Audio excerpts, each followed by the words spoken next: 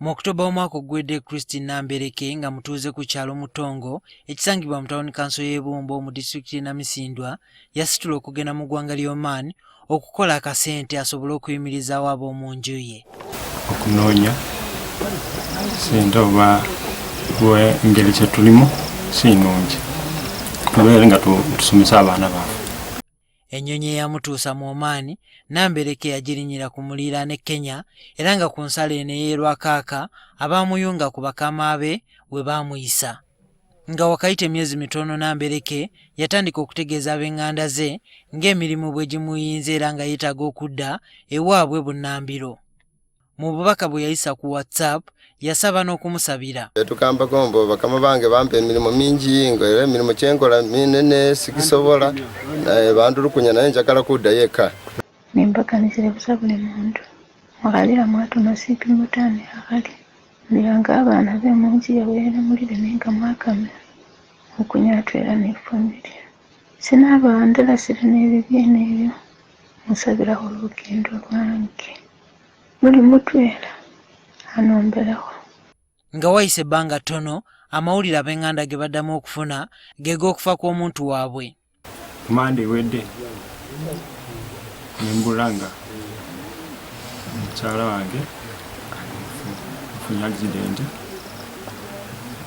emmotoka emutomedde. Waliwo n'ekiwandiiko kye tulabyeko ekikakasa okufa kwa Nambereke. Kyokka abamu ku booluganda balina akabuuza ku nfa y'omuntu waabwe. Ngaffe tetusobola kusuubira nti omutwe kwatabuka naye kirabika kiriwo kye bamukola. Kirabika mutulukunya kwe kwafiiramu biri.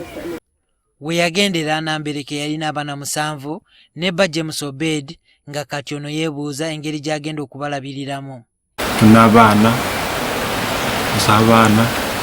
nga eziseeka sobola okulabirira abaana kubanga tuna abaana 7. Ng'oggyeko ekiyongobero kyebalimu bano beeraliikirivu ku butya bwe bagenda okuzza omulambo gw'omuntu waabwe basobole okumuziika. Mukasi wange wadde mulabye yafa naye simulabako banyambe omulambo okwo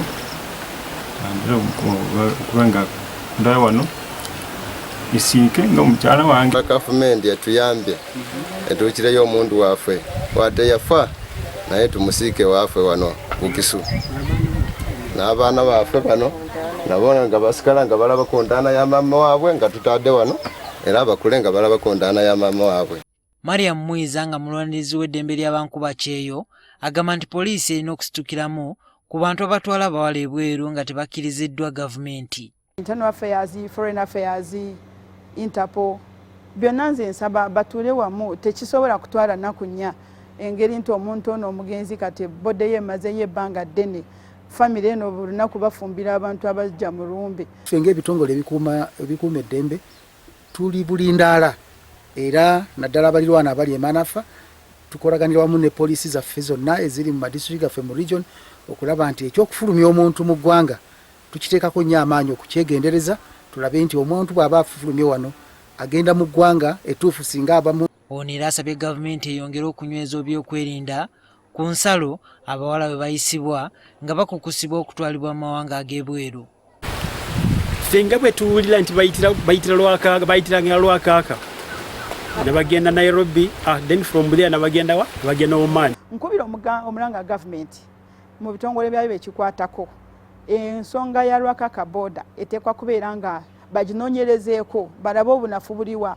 Nambereke y'omu ku bawala abangi abazze batwalibwa mu mawanga g'Abawarabu okukola obwayaaya naye nga batwalibwa amakubo makyamu kyokka nga bangi baluguzeemu obulamu.